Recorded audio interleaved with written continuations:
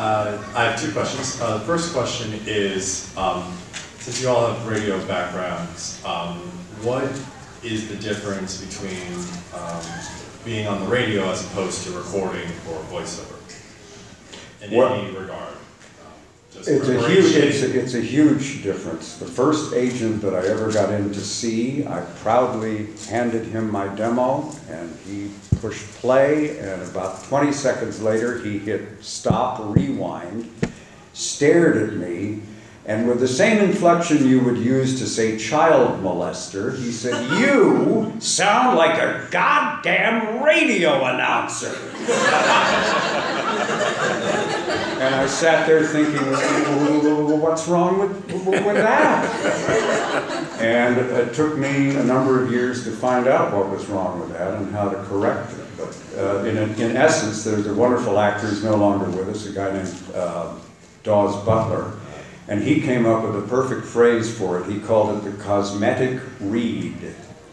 And it's one of these things here that you frequently hear coming out of a radio. It's a guy reading a thing and he doesn't even know what he's reading. He's just thinking about what he's going to have for dinner, but he's getting every word correct and all the punctuation, and it all sounds very slick and very broadcasty, and it's about as convincing as I can't even think what. But you show up with that read and you get about 4 words and they go, "Thank you, next." They want someone who takes their words and makes them their own, and suddenly becomes a very warm and trusting friend who's telling you something from the heart, very sincerely, that they think will benefit you. And that's the difference.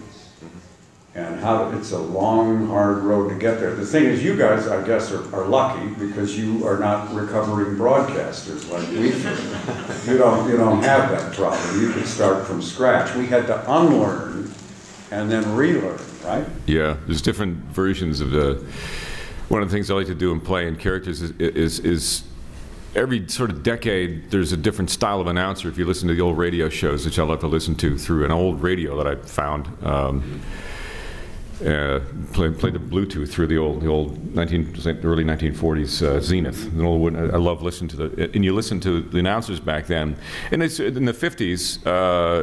It was basically a father figure. So these are Pall Mall cigarettes, the best cigarette you can ever smoke in your entire life. You should buy them today, brought to you by. And that's the way they spoke. There was this father figure.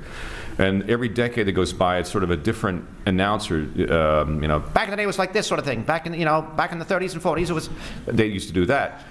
But today, it's more like your peers. You want to sound like it's one of your buddy telling you to buy something. So the announcers have gone through different iterations over each decade. It kind of changes in how it sells.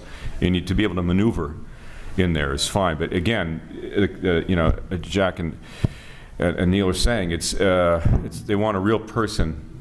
And so I know you guys like to put on, well, I can do the voices. Well, you find out who you are first. And that takes a long time. So you're lucky because you don't have that radio baggage that we have. Simply stated, always be sincere, whether you mean it or not. Yeah. The key is sincerity, and if you can fake that. Yeah.